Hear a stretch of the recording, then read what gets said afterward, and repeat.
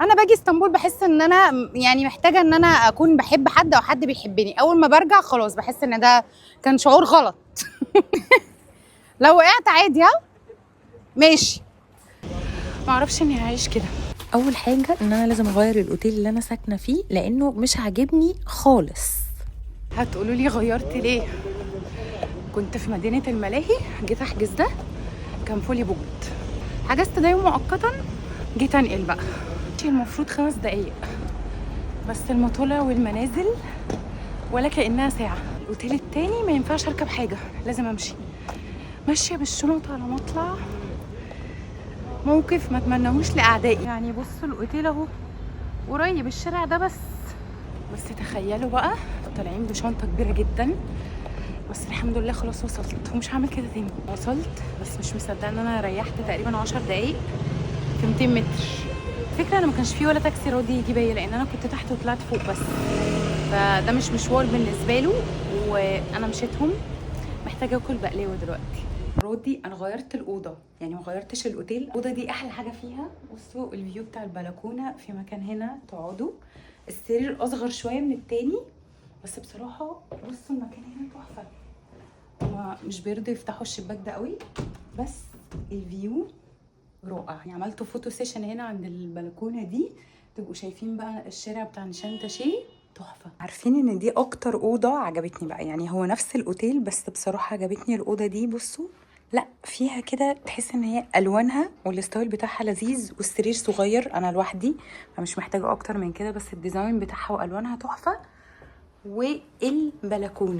البلكونه يا جماعه في مكان فيه وسع.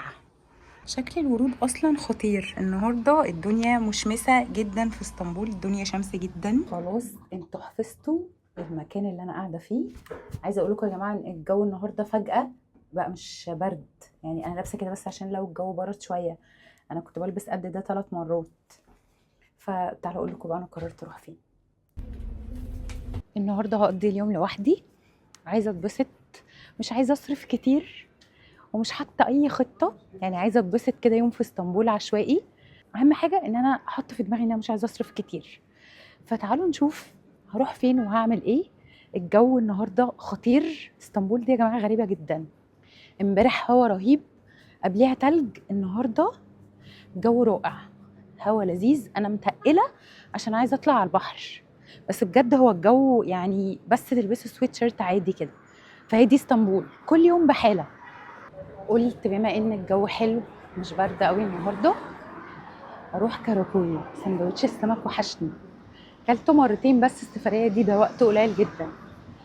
من هنا لهناك ساعه، فنتمشى اجيب بقى سندوتشات السمك واقعد على البحر. يا لهوي على الروقان، روقان خالص. متحمسه ان انا اقضي اليوم لوحدي واوريكم ممكن تعملوا ايه لو انتوا لوحدكم في اسطنبول. تشتروش بقى من اي سوبر ماركت عادي، في 3 سوبر ماركت ارخص سوبر ماركتس في تركيا اسمهم شوك وبيم ويوس بير.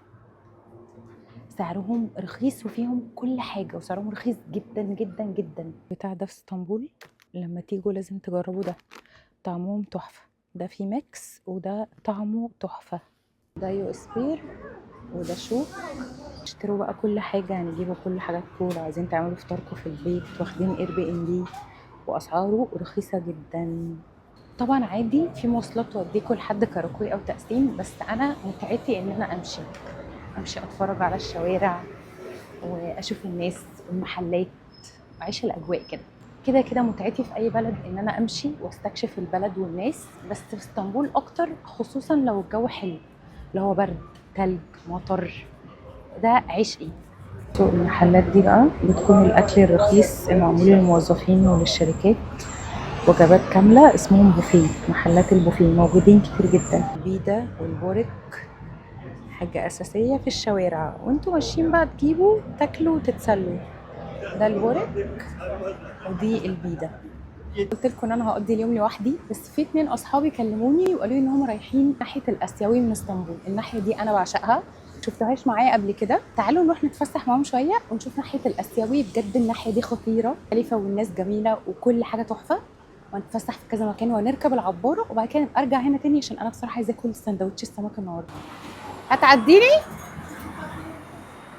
هتعديني ببلاش؟ طب ما اشتري كارت. يلا اركب المتروبوس، زحمه رهيبه. بص المحطه زحمه ازاي، بس تجربه جديده نجربه. تركيا جدا، اقل حاجه عندي. حلو كده رايق. الفيو بتاعكم في اي مواصله ليكوا في اسطنبول فلوحدها استمتاع. ايه ده، الانسان تركي جدا، ده انا تركيه جدا. صادق هتدفع لي؟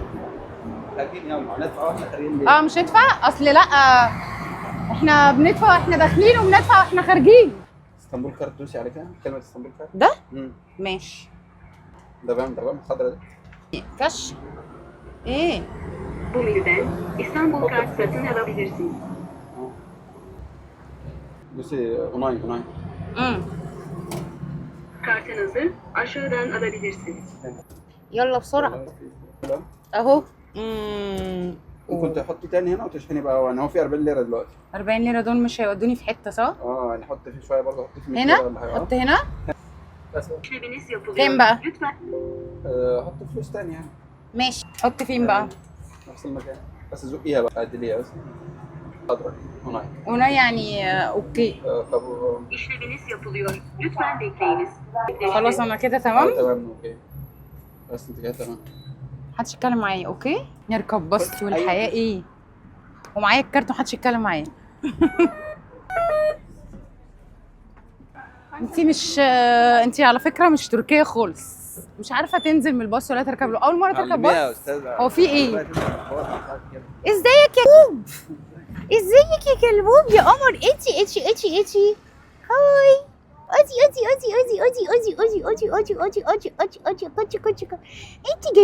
انتي جميله.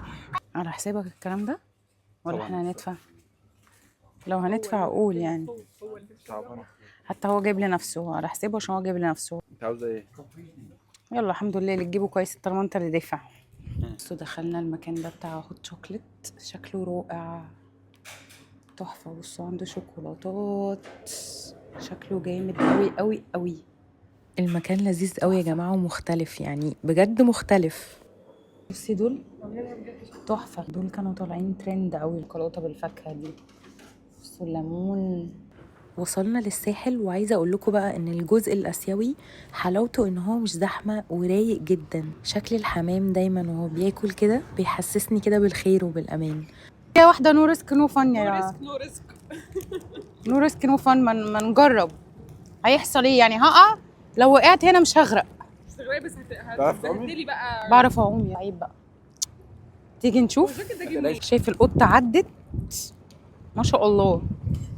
شوفوا ما شاء الله على جد وتيتا اللي واقفين رايقين على الساحل، ربنا يحفظهم لبعض. طب انا عايزه اروح اصورهم، اعزم عليهم اصورهم.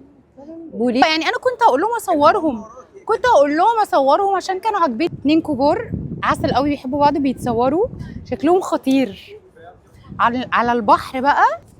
انا باجي اسطنبول بحس ان انا يعني محتاجه ان انا اكون بحب حد او حد بيحبني. اول ما برجع خلاص بحس ان ده كان شعور غلط. لو وقعت عادي ها ماشي. المنطقه دي اسمها تشانجلكوي في الجانب الاسيوي، بجد خطيره. تقعدوا بقى مع المراكب تمشوا، بس خلي بالكم عشان لو وقعتوا. احنا قاعدين انا والقطه وعمو. اهلا بصوا ماشي. اوعي، مش هقول للقطه اوعي تقعي يعني، انا اللي اقع هي. ما شاء الله كنا جبنا اكل معانا للقطه. بص جاي ازاي بقى، ما شاء الله ما شاء الله ما شاء الله. روقان واستجمام، وده اكتر احساس بيجيلي دايما في السواحل بتاعت تركيا، خصوصا في الجانب الاسيوي. ممكن عشان هو مش مكان سياحي فبيكون هادي وطبيعته طيبه جدا. مكان خطير خطير خطير خطير، رايق، والبحر بتاعه حلو، وتشوفوا الساحل كله والبيوت كلها والنورس والمراكب. يعني لازم لما تيجوا بقى الاماكن دي. انا حاطه لكم اسمه تشانجلكوي عشان بعيد شويه عن الاماكن السياحيه الزحمه، بس رايق بطريقه يعني تحفه. عايز؟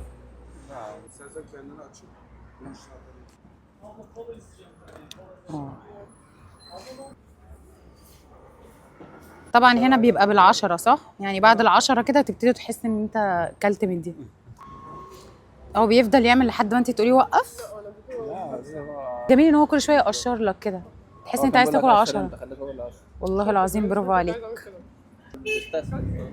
بكام يا صادق الخمسه؟ ب10؟ واحده ب10؟ والله العظيم حلوه. بصوا انا قلت مش باكل ميديا لما من دياجي احمد، بصيت لقيته على طول. لو عايزين حاجه بقوا رنوا عليا، يعني عايز حاجه قول لي انا اشوفها لك. تحفه. ميديا من عند مدياجي احمد، اكتر واحد ده بحبه بصراحه. عشان ايه؟ انا متسميه من ميديا قبل كده.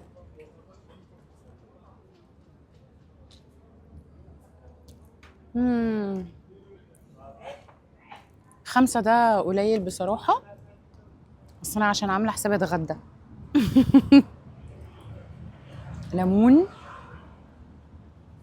ماشي، و نعمل دي كده.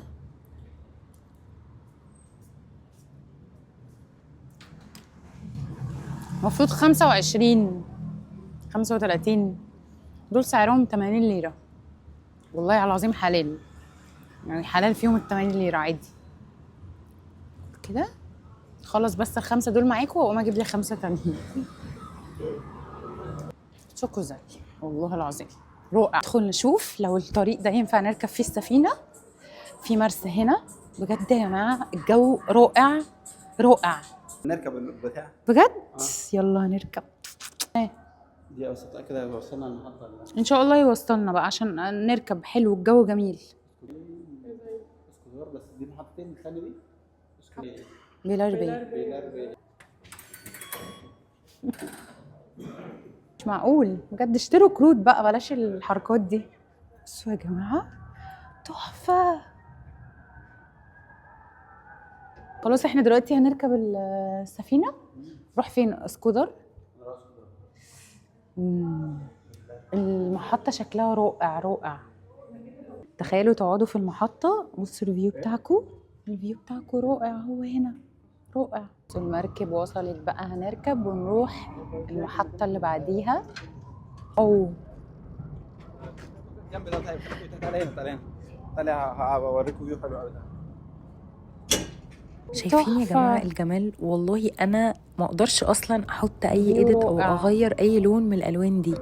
فعلا رحله العباره تحفة. بس ان انتوا تركبوا العباره وتعدوا الناحيه التانية، حتى لو هترجعوا دي لوحدها فسحه هتخليكم تشوفوا جمال، يخليكم طول الوقت تقولوا سبحان الله. وهتعدوا بقى على اشهر اماكن بتظهر في كل المسلسلات التركيه واشهر القصور. احلى حاجه فيها ان هي بسيطه ومش مكلفه، وفي نفس الوقت تقدروا تشوفوا اسطنبول كلها في خلال الرحله دي. واكتر وقت بيكون حلو هو الوقت بتاع الغروب او الشروق، بس طبعا الغروب بيكون اسهل. وتسيبوا بقى نفسكم خالص وتكونوا احلى ذكريات في اسطنبول وتعيشوا اجواء المسلسلات التركيه. الخروجات اللي ممكن تعملوها في اسطنبول، تركبوا العباره، ممكن تروحوا وترجعوا في نفس العباره عادي.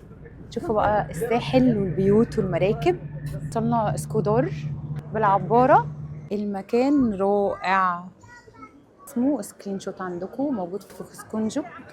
خطير خطير خطير.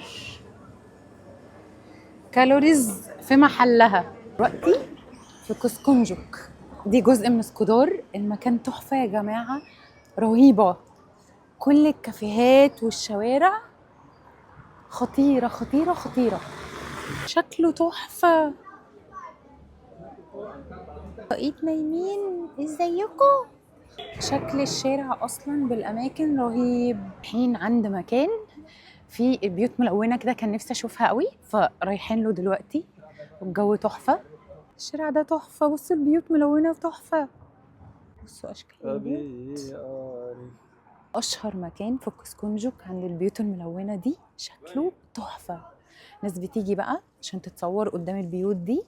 بجد خطير خطير خطير. هنا بقى كنت بحاول يعني اعمل شويه لقطات سينمائيه عشان المكان كان عاجبني جدا بصراحه، فحسيت ان انا لازم اخد شويه صور وفيديوهات في المكان. انت ازاي حبيتيني كده؟ يعني بصراحه حب من اول نظره. اوبا قوي دوده. مش ممكن. والحيوانات اصدقاء. انا بجد كنت حاسه ان انا جوه مسلسل تركي، فطبعا ما بطلتش تصوير. شكل الكافيهات اصلا تحفة. قررنا نطلع لمكان عالي جدا عشان نشوف الفيو من فوق. طلعة ده كده نص الطريق، لسه باقي الطريق والسلم بس تحفة. لسه يا جماعة خلصنا الطلعات، فاضل السلالم بس عشان خاطر الفيو رائع يستاهل. بس زي ما انتوا شايفين الفيو والروعة بتاعته كانت تستاهل كل التعب اللي انا تعبته عشان اطلع. بجد الشكل من فوق والالوان مع الساحل مع بساطة المكان يخليك تحس ان انت عايز تقعد فوق 3-4 ساعات. يستحق المجهود.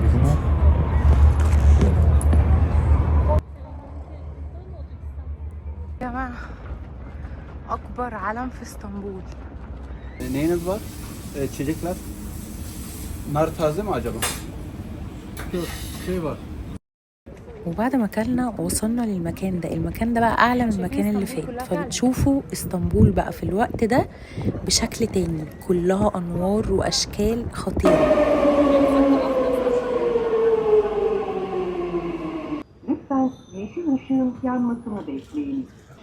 بجد الجو دلوقتي رائع ان انتوا بس تتمشوا كده، تجيبوا ذرة او كستانة وتتمشوا.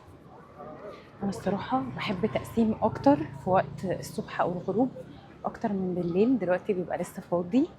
شايفين وقت الغروب في ميدان تقسيم بجد روعة. شارع تقسيم دايما اجواء. في كافيهات كتير قوي قعدتها حلوة كلها اوبن اير كده، وعاملين طبعا عشان النير فلذيذ، عشان لو تعبتوا من المشي في تقسيم تدخلوا تشربوا القهوة هنا. طبعا اجواء عشان النير مع الجو خطير، قعدته لذيذة بصراحة خصوصا في الأجواء والجو ده. طبعا جلاطة وقت الغروب تحفة بس برضو زحمة، بصوا وحلو بصراحة.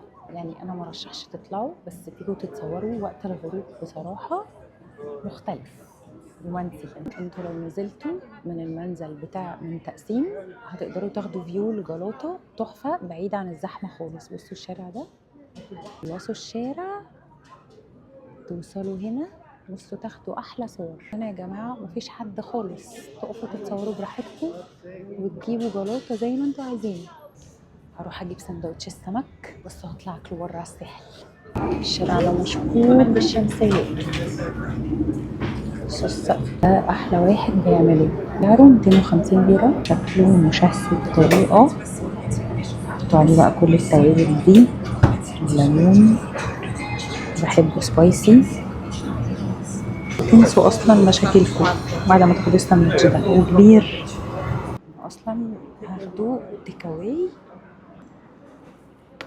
واروح على الساحل. انتوا يا جماعه شكله علاج نفسي والله. تاكلوا بقى تنسوا اصلا مشاكلكم كانت ايه. بصوا الجمال بتاع ساحل كاراكوي بالليل، واحلى حاجه ان الجو مش ساقع. خدت الساندوتش على ساحل كاراكوي، تاكلوا وتقعدوا هنا تحسوا ان انتوا نسيتوا اي حاجه مضايقاكم. 250 ليره وما دفعتش اي مواصلات ولا اي حاجه. تقعدوا هنا 3-4 ساعات ولسه هنحلي. بس شوفوا الجو رائع رائع والساندوتش رائع، احلى مزاج. شوف مكان تاكلوا ساندوتش تاكلوا ذره وتعيشوا كده وتقعدوا تتفرجوا على الساحل، دي حاجه تحفه والله يا جماعه. زمان قبل ما ابتدي اسافر كنت بقعد بقى اخد صور المسلسلات التركي والمكان هنا بتاع الساحل واقول هو انا بجد ممكن اسافر واجي في نفس الاماكن دي. دلوقتي كل مره باجي فيها في نفس المكان ده بقعد افتكر ان ده كان حلم من احلامي، وان دي كانت واحده من المدن اللي انا بعشقها. فيعني لا، مهما كانت الحاجات اللي انتوا بتفكروا فيها لسه ما عملتوش منها حاجه، بس بجد بجد بتتحقق والله العظيم. انت اللي بتحب الصيد بقى ييجوا هنا، اشهر مكان للصيد. بصوا السمك ده كده عادي، يعني كل الناس بتقف تصطاد هنا كده بالشكل ده. انا عمري ما جربت ان انا اصطاد، يعني ما اعرفش، نفسي اجرب ان انا اقعد اصطاد كده، بس عشان فكره ان انتوا تتعلموا الصبر. تخيلوا تقعدوا، الناس دي بشوفها يا جماعه بتقعد بالساعه والساعتين والثلاثه و4-5 ساعات قاعدين عشان يصطادوا سمك صغير كده، وساعات بيدوا للقطط. حاسه ان انا محتاجه اجرب اصطاد، محتاجه اجرب يعني اشوف هزهق بعد كام دقيقه. هنا المحطه اللي بتركبوا منها للعباره. عايزه اقول لكم الارض بتتحرك تحتيه وانا ماشيه. تعدوا بيها الناحيه التانية. الناس بتجري عشان لو قفلت مش هيعرفوا يعدوا الناحيه التانية، يعني العباره لاقي لها تاكسي فلوس كتير قوي. صوت الارض وهي بتتحرك مرعب. بتتحرك الارض بتتحرك وانتوا ماشيين. بصوا كده مستنيه السمك. اهلين اهلين.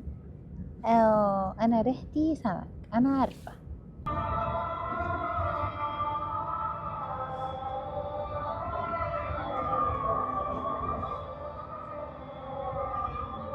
اكتر الاماكن اللي بحبها في اسطنبول ساحل كراكون.